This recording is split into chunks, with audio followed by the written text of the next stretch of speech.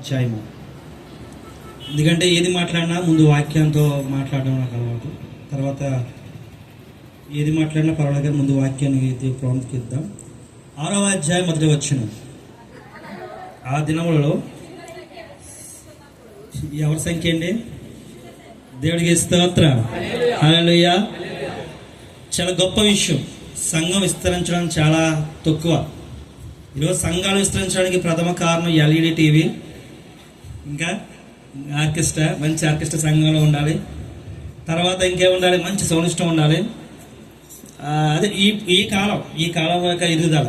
మరి ఆ కాలంలో మరి ఇక్కడున్న 40 సంవత్సరాల సీనియర్ సేవకులు ఉన్నారు. వారి సేవలో ఏమి బోరలో డ్రమ్ము. మా అమ్మగారు ఇంటికాడ నుంచి ఏం తెచ్చుకోలేదంటే అండి, ఇతర సామాన్ తెచ్చుకుందంటే. ఎందుకు పోయిన సామాన్? ఆ సామాన్తో ఏం చేసింది మా అమ్మగారు? మాకున్న 5 సంఘాలు అంటే విజయవాడ, సిద్ధాంత, లక్ష్మీనారాయణపురం, రామచంద్రపురం, తిరుపతిపురం, లాస్ట్గా మీనవళ్ళు. దేవుడికి స్తోత్రం. ఈ సంఘాల అప్పుల్లో ఏం చేశాడు? డ్రమ్ములు తయారు చేసింది మా అమ్మ. మా ఆవిడ కూడా అయ్యే తెచ్చుకుందండి. ఆ ఇతర సామాన్ తెచ్చుకుంది. ప్రతి సంక్రాంతికి తోమడం, పైకి పెట్టడం, తోమడానికి మళ్ళీ మనుషులు, మళ్ళీ ఆ ఏమో కప్పడానికి కవర్లో. ఇల్లంతా అదే. 8 గదులు నా కింద. ఏం చేసుకో, 8 గదులు ఇయ్య నింపేశారు. దేవుడికి స్తోత్రం, హల్లెలూయా. ఆ రోజు కాలపు సేవ, ఈ రోజు కాలపు సేవ చూస్తే చాలా అసలు సంబంధం లేదు. నన్ను అడిగితే ఇక్కడ కూర్చునే 20 దైవజనులు ఒకసారి గతంకి వెళ్ళిపోతే ఇక్కడ ఎందుకు కూర్చున్నాం కూడా అనిపిస్తుంది ఒక్కొక్కసారి. ఎందుకంటే ఆ ఆత్మీయత గట్టిగా వాయిద్యాలు, ఈ మాటని అనకూడదండి. వాయిద్యాలు మోగినప్పుడు నాకు తెలుసు మాది హిందూ కుటుంబం అండి. మేము హిందువుల నుంచి వచ్చాం. మా తాతలు అందరూ హిందువులమే. అయితే నాకు 5 రెక్కలు అంటే మోజేసాయి 10 మంది సంతానం, 10 మంది పిల్లలు. 10 మందిలో పోయినోడు పోగా మిగిలిన 6 లైన్గా పెద్ద పాప, 2వ పాప, 3వ పాప, 4వ పాప, 5వ పాప, 6వ పాప, 7వ పాప, 8వ పాప, 9వ పాప, నేను 10వ. అంటే నా కోసం ఎంతమంది ఆడపిల్లలు కని ఇంకా కండ్రా ఇంకా మొగపాటు కొట్టడానికి. ఇంకా అందరూ పోగా 6 మిగిలిన 5 రెక్కలు నేను ఉన్నాను. క్షమించాను. 2 అబ్బాయిలు, 8 మంది ఆడపిల్లలు. ఫస్ట్ అన్నయ్య. సరే, ఇవన్నీ చరిత్ర చెప్పడం కాదు. హిందూ కుటుంబం వచ్చినప్పుడు మాకు కూడా ఉందండి. నా కొడుకు ఉన్నాడండి. నా కొడుకు ఎప్పుడైనా జాతరలో మంచి తీర్మాటప్పుడు మొగిని అనుకోండి, ఆడికి తెలియకంటే కాడుగుపోతాయి. ఎందుకు చెప్తున్నానంటే ఈ విషయాన్ని, ప్రసంగ టైం లేదు, క్షమించాలి. ఎందుకు ఈ విషయాన్ని నేను చెప్తున్నానంటే అండి, ఇప్పుడు సంఘాలు కూడా అద్దె జరుగుతుంది. వాయిద్యాలు గట్టిగా మోగితేనే ఊగిపోతుంది, లేదా ఆత్మీయంగా పాట రావట్లా. మా సంఘంలో ఒక్కడు కాదు, చాలా మంది ఉన్నారు. ఫస్ట్ పాట ఎప్పుడు పాడరు మా సంఘంలో. ఎప్పుడు ఫస్ట్ పాట ఎవరిని పిలిచినా పాడరు. నేనే పాడుకోవాలి, లేదా మా ఆడు పాడుకోవాలి. ఎవరు పాడరండి. వాళ్ళు ఎప్పుడు పాడతారండి? జనం రావాలి, ఆర్కెస్ట్రా ఉండాలి. అప్పుడు పాట పోతే మాత్రం మొక్కలు పక్కెట్టేస్తారు. అప్పటికి పాస్టర్ గారు వచ్చేస్తారు. ఎవరు వచ్చేస్తారు? ప్రసంగికులు వచ్చేస్తారు. అప్పుడు ఎగుతారండి వీళ్ళందరూ, ఒకరి తర్వాత ఒకరు.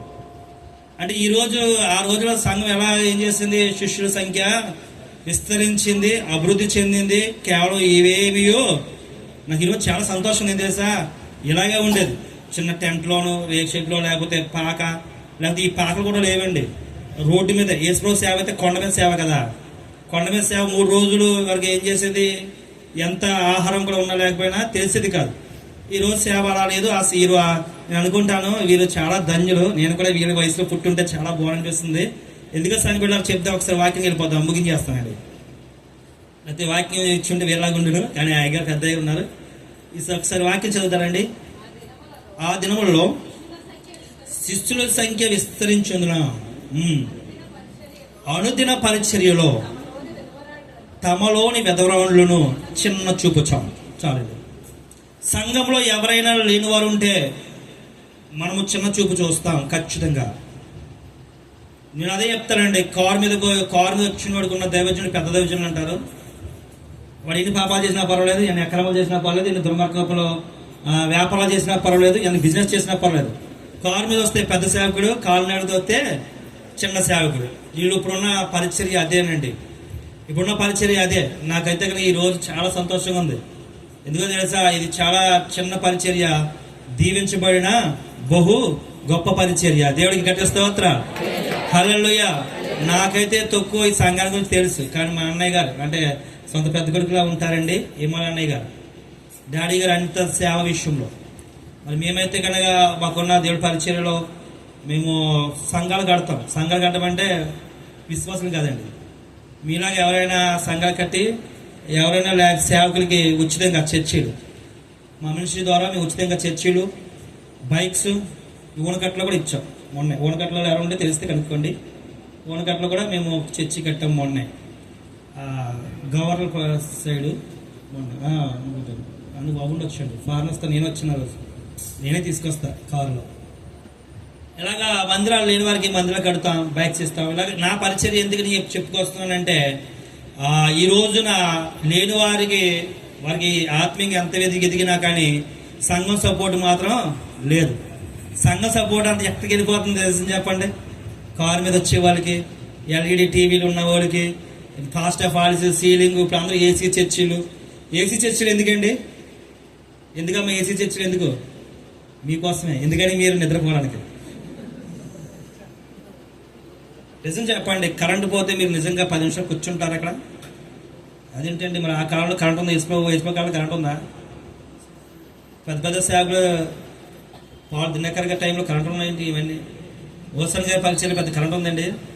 కానీ ఇప్పుడు సేవ అంతా కూడా అదిగా బైబిల్లో రాయబడింది ఏంటి తెలుసా? నేనైతే కనుక చాలా చిన్నవారిని ఎక్కువ ఇష్టపడతాను. బైబిల్ గ్రంథంలో చాలా విషయాలు నేను చెప్పుకుంటూ మాట్లాడుకుంటూ వస్తే దావీదు విషయం కూడా ఇదే జరిగిందండి. దావీదు విషయంలో ఏం జరిగిందో తెలుసా? ఆయన సౌలు గారు వచ్చారు, సమూయేలు గారు వచ్చి, బాబు నాన్నగారిని అడుగుతున్నారు, నీకు ఎంతమంది కొడుకులు? ఒక కొడుకుని చూపించమంటే అందరూ లైన్గా చూపించుకుంటూ వచ్చాడు. లాస్ట్ ఎవరో అక్కడ ఏం చేస్తున్నాడు? గొర్రెలు కాసుకుంటున్నాడు. ఆయన అలా నడుచుకుంటూ వచ్చాడు. చాలా చిన్నపిల్లడు వస్తే తన తండ్రి ఏమన్నాడు తెలుసా? అయ్యా ఈడు మీకు ఎందుకు పనికిరాని అన్నాడు. అంటే సొంత తండ్రి మన బిడ్డల మీద నమ్మకం పెట్టడు. చాలా చిన్న చూపండి మెదవాళ్ళ మీద.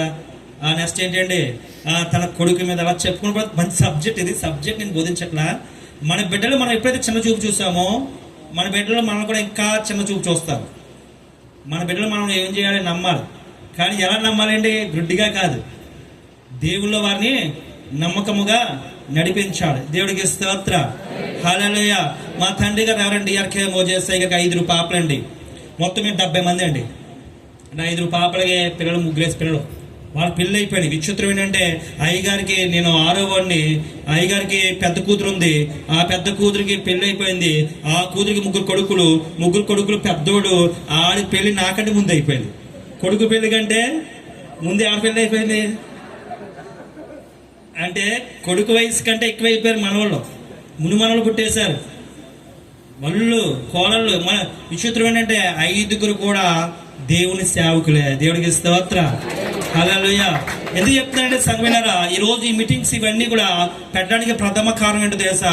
మీరు అభివృద్ధి చెంది ఫలించి మీ విత్తనాలు మళ్ళీ ఏం చేయాలి? దేవుడి సేవలో ఈ 7 రోజులు పెట్టేస్తామంటే చాలా ఖర్చుతో కూడుకున్నది నాకు తెలిసి. అయితే ఏదో మనకు చూడడానికి చిన్నగా కనిపించవచ్చు, కానీ ఆర్కెస్ట్రాకి ఎంత ఇచ్చారు మీరు నాకు చెప్పొద్దు, నేను మీకు అడగను. కానీ వారికి ఎంత ఇచ్చారో, మాకెంత ఇచ్చారో, సౌండ్ సిస్టమ్కి ఎంత ఇచ్చారో, ఎంత ఖర్చు అవుతుందో ఒక్కసారి మీరు ఆలోచించాలి. ఇంత ఖర్చు పెట్టి, ఇంత కష్టపడి, ఇంత శ్రమించి, యవన వయసులో ఉన్న ఒక యవన సేవకురాలు కష్టపడుతున్నారంటే ఒక్కరు మారినా చాలండి. ఒక్కరు దేవుడి స్తోత్ర. ఆ ఒక్కరు ఎవరు అనేది మనం ఆలోచించాలి. ఆ ఒక్కరిలో నీవు ఉంటే చాలా ఆశీర్వాదమే. మా తండ్రి గారు మాకు ఇచ్చిన ఆశీర్వాదం అండి.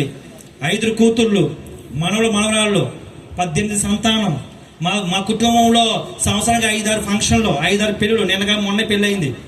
5-6 పెళ్ళిళ్ళు ఎప్పుడు జరుగుతూనే ఉంటాయి. ఎప్పుడు పురులు జరుగుతూనే ఉంటాయి. ఎప్పుడు పిల్లలు పుడతానే ఉంటారు. అబద్ధం కదండి. భారం మేనమావగా నేనే.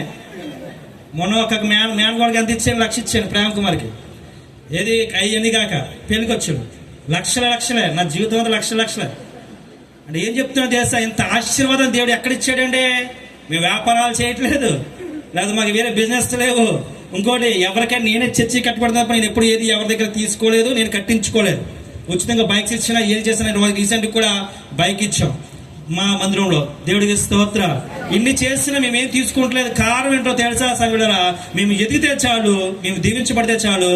మా చెట్టు నింద చాలా మంది విశ్రాంతి పొందుకుంటే, ఆ చెట్టు మంచిదైతే విత్తనాలు, కాయలు ఆటోమేటిక్గా మన చేతిలోనే పడతాయి. దేవుడికి స్తోత్ర, హల్లెలూయా. గ్రీటింగ్స్ అయిపోయినాయి. ఈ సమయంలో నేను ముగించేస్తాను. తండ్రి గారి యొక్క చెట్టులో సుమారుగా మా పెద్దబాబు గారిని మా అక్కకి పెళ్లి చేసి ఆయన్ని అప్పుడు సేవకు పంపించారు. 2వ భాగాలు సేవకుడై వచ్చాడండి.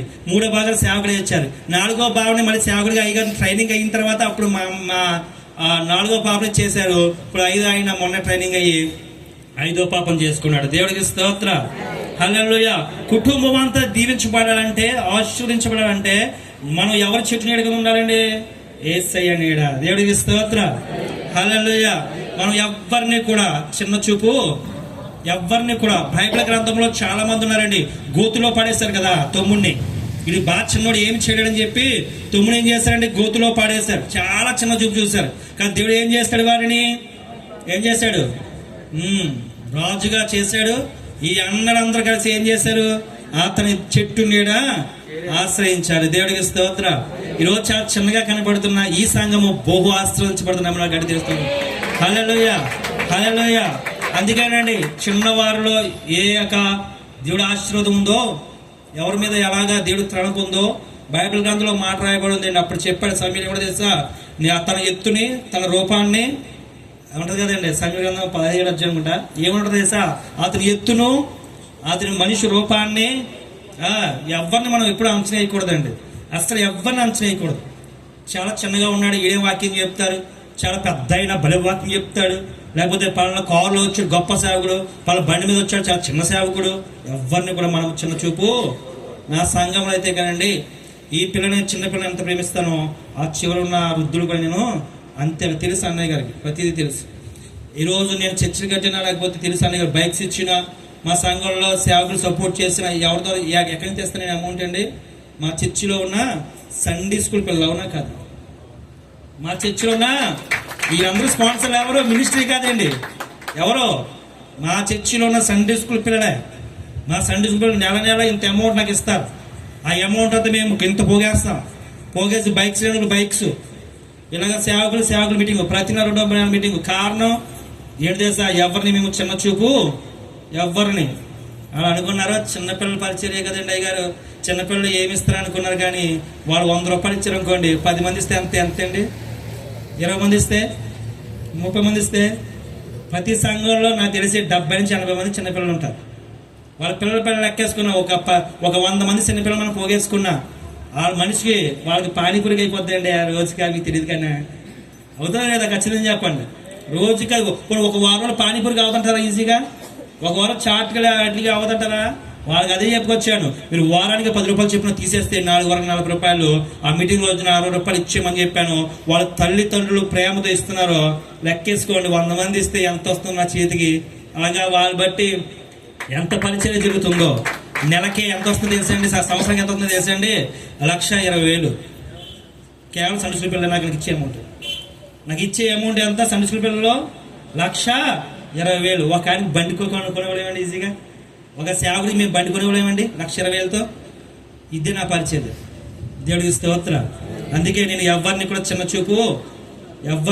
చూపు బైబిల్లో చెప్పుకుని పోతే చాలా మంది ఉన్నారు. దేవుడికి స్తోత్ర. హల్లెలూయా. బైబిల్ గ్రంథంలో ఒక్కసారి నేను 2 మాటలు చెప్పేసి ఎక్కువ నేను సమయం తీసుకోను. కానీ ఇది ప్రసంగ టైం కాదు, గ్రీటింగ్స్ అండి అయ్యారు. గ్రీటింగ్స్ ఇస్తున్నాను. పరిశుద్ధ గ్రంథంలో లేఖనంలో నుండి ఒకసారి ఈ మాటను మనం జ్ఞాపకం చేసుకుందాం. మొదటి సమయ గ్రంథము 16-11 దావీదు గురించి ఉంటుంది. చూడమ్మా.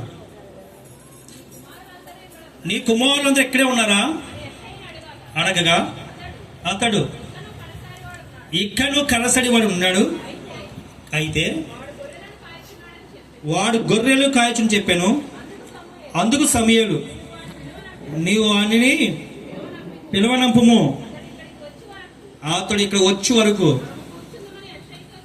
చెప్పగా వచ్చాను.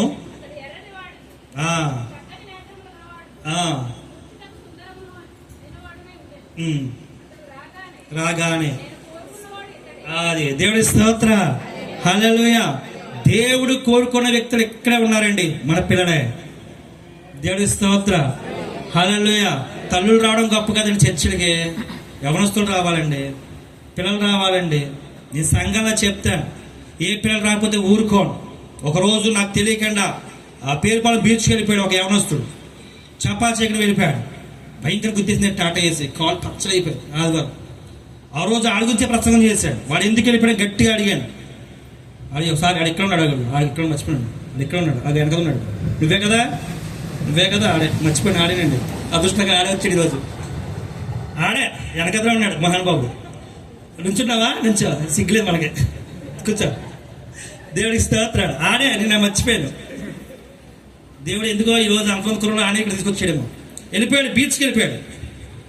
టాటా తీసుకొచ్చిందాగో అదో కోల పక్కన చూపుతున్నాడు. ఇప్పుడే ఫీగా మాడతాడు, సేవకులో మాడతలేదు. దేవుడికి స్తోత్రాలు. బీచ్కి వెళ్ళిపోయాడు ఆదివారం. ఏమైపోయింది? అదో కాలు ఇప్పుడు చూపుతున్నాడు, ఇక్కడ బెజ్జం పడింది. కాలు రక్తంతో వచ్చాడండి ఇంటికి. ఏం చెప్తున్నా తెలుసా? దేవుడు పిలుచుకున్న బిడ్డలు మన పిల్లలేనండి. మన పిల్లలను మనం కాపాడుకోకపోతే ఎంత సేవ చేసినా, రోజు అయ్యగారు ఎంత సేవ చేసినా 5 ఆడపిల్లలు నీతిగా కాపాడకపోతే అయ్యగారు ఎవరిని చూపిస్తే వాళ్ళనే దాంట్లో ఓ బావ లావుగా ఉంటాడో, 2 బావులు నల్లగా ఉంటారు. మా అక్క 2 ఎర్రగా ఉంటారు, మా అమ్మ ఎర్రగా ఉంటుంది కాబట్టి.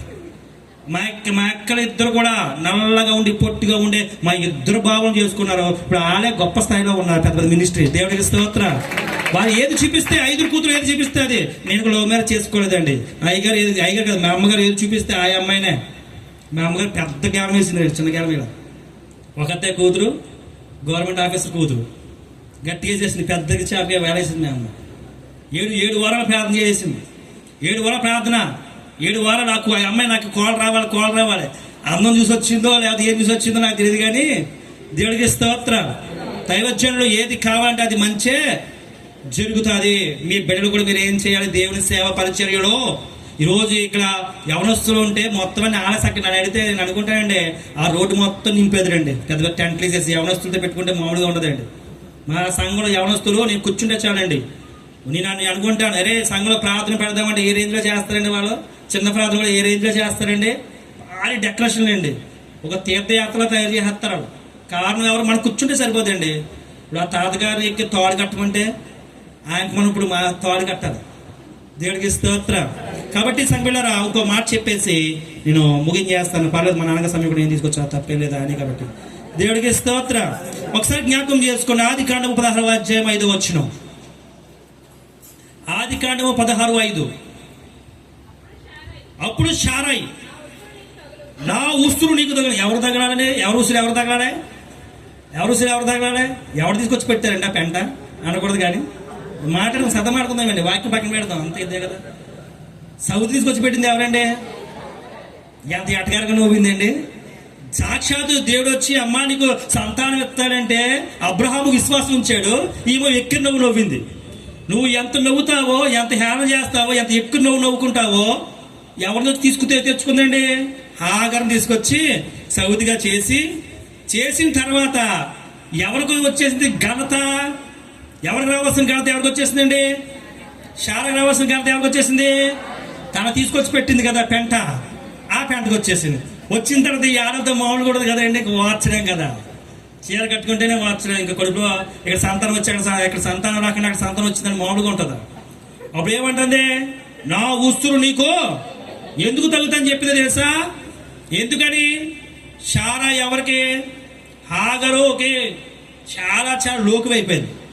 చాలా అప్పుడు దాకా అమ్మగారు మీ బట్టలు ఉతకమంటారా, అమ్మగారు మీకు స్థానం నీడెట్టమంటారా అన్న హాగరు వసే వాడికి వచ్చాము. చులకన అయిపోయింది, చాలా చులకన అయిపోయింది. చాలా చిన్న చూపు చూసింది, చాలా చిన్న చూపు. ఎందుకు కారణం? దేవుణ్ణి మనము నమ్మక. దేవుడికి స్తోత్రం.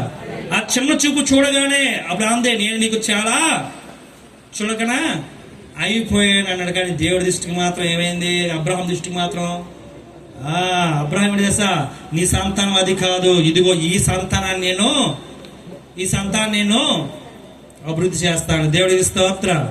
హల్లెలూయా. దేవుని సంఘాలారా, మనము చదువుకుంటే గ్రంథంలో ప్రతి గ్రంథము చూస్తే చాలా చిన్న చూపు చూసాడు గొలియాతు. ఏమన్నాడు? దావీదు చిన్నోడరా, నువ్వేం చేస్తావన్నాడు. ఒక దెబ్బకే ఏమైపోయాడండి? కింద పడిపోయి రాళ్ళు రప్పలు మోకాలు తగిలి దొల్లుకుని వచ్చి వాడి కాళ్ళ దగ్గర పడి దావీదు చేతిలో హతమైపోయాడు. దేవుడికి స్తోత్రం. నాకు చెప్పుకుంటూ పోతే బైబిల్ గ్రంథంలో ఒక చిన్న దాని మాట వినకపోతే చిన్నది వచ్చి, అయ్యా ఒక్కసారి ఈ మాటనండి, అయ్యా మీరు నా గొప్ప దైవజనుడు ఉన్నాడు, ఆ దైవజనుడి దగ్గరికి వెళితే నీ కుష్ఠరోగం ఏమైపోద్ది? నీ కుష్ఠరోగం ఏమైపోద్ది? ఎవరి మాట విన్నాడండి? ఎవరు చెప్పారు మాట? ఒక చిన్న పిల్ల, చాలా చిన్న పిల్ల. కొన్నిసార్లు పిల్లల మాట మనం వినకపోతే, కొన్నిసార్లు పిల్లల మాట కూడా మనము, మా సండే స్కూల్ పిల్లలు అందరూ కూడా హిందువులేండి, అందరూ హిందువులే. మాకు అసలు క్రిస్టియన్ పేరెంట్ అంటే లేదు, మా ఊళ్ళో లేదు, అసలు లేదు. అసలు అందరూ హిందువులే. వాళ్ళ తల్లులు ఎవరు రారండి, వాళ్ళ తల్లులు ఎవరు రారు. వాళ్ళు నా వైపు తిప్పడం కోసం కొన్ని స్కిట్స్ చేస్తాం, లేకపోతే కొన్ని గేమ్స్ పెడతాం, యాక్షన్ సాంగ్స్ పెడతాం. వాళ్ళు ఏం చేస్తారు, మా వైపు తిరుగుతారు. వాళ్ళు దేవుడి వైపు నడిపిస్తాం, యథార్థం వైపు నడిపిస్తాం. మతం వైపు కాదండి, యథార్థం వైపు నడిపిస్తాం, మంచి వైపు నడిపిస్తాం. ఒక్కసారి నాలోకి వచ్చిన తర్వాత నాలోంచి బయటికి వెళ్ళడం వాళ్ళ జీవితంలో ఎవరు వాళ్ళకి ఆలోచనకు వచ్చి హల్లెలూయా. వాళ్ళు వచ్చిన తర్వాత వాళ్ళు రాలేదండి ఈరోజు నా సంఘంలో.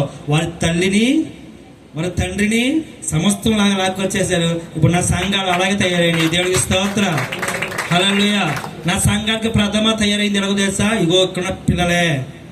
చెప్పుకుంటూ పోతే ఏ ఒక్కరిని మనం చూడకనగా, ఏ ఒక్కరిని కూడా, ఏ చిన్నపిల్లలైనాను, ఏ వృద్ధులైనాను, ఏ పెద్దవారినైనాను, అమ్మ నడిచి వచ్చే సేవకుడే కావచ్చు, జేబులో లేకపోతే సంఖ్యలో సంచి పెట్టిన సేవకుడే కావచ్చు, కారు తీసుకొచ్చిన సేవకుడు గొప్పడు కాదండి నాకు తెలిసి అయితే. అలాగే నేను గొప్పడు కాదంటే నేను కారు మీద వచ్చాను. నేను గొప్పని నేను చెప్పట్లేదు, గొప్పడు కాదని నేను చెప్పట్లేదు. కానీ మనం ఎవరిని కూడా బైబిల్ వాక్యం ప్రకారము ఆ రోజు శిష్యులు ఎవరు చూశారండి? అపోస్తల గ్రంథము 6వ అధ్యాయం 1వ వచనంలో ముగించేస్తున్నాం. వెధవరాండ్లను ఈరోజు చాలా మంది చెప్తారు, మా సంఘంలో ఖచ్చితంగా చెప్తానండి, నా సంఘం ఖచ్చితంగా చెప్తాను, వెధవరాండ్లు ఎదురొస్తే వెనక్కి వెళ్ళిపోతారు. కానీ నాకేంటో కానీ ఎదరాండ్లు ఎదురే నాకు కలిసి వస్తుంది, ఎప్పుడు కూడా నిజంగా కలిసి వస్తుంది. తెలుసు మరి అడిగారు నిజంగా. నేను ఎప్పుడు ఏ వెధవరాండ్లు ఎదురొచ్చి నేను ఆగలేదు. ఆ పొలాలు ఎదురొస్తే చచ్చిపోతామంట. ఆ పొలాలు ఎదురొచ్చిన ప్రతిసారి నేను బతికి ఇంటికి వచ్చాను. మరి నాకు తగ్గదు, మీకెందుకు తగ్గుతుందో నాకు అర్థం కాదు. ఎవరు చెప్పారు వాస్తు ప్రకారం ఇది కట్టండి, ఇది కట్టని అన్నాడు. ఆ వాస్తు ప్రకారం కట్టాను. ఆ బాత్రూమ్ అది పనిచేయదండి, ఇప్పుడు దాకా పనిచేయలేదు. ఎందుకు పోయింది మా ఇంట్లో అడగలేదు, బాత్రూమ్ పోయింది. అంటే నేను ఇలాగా తప్పని చెప్పట్లా. నేను ఎవరు నమ్మాను?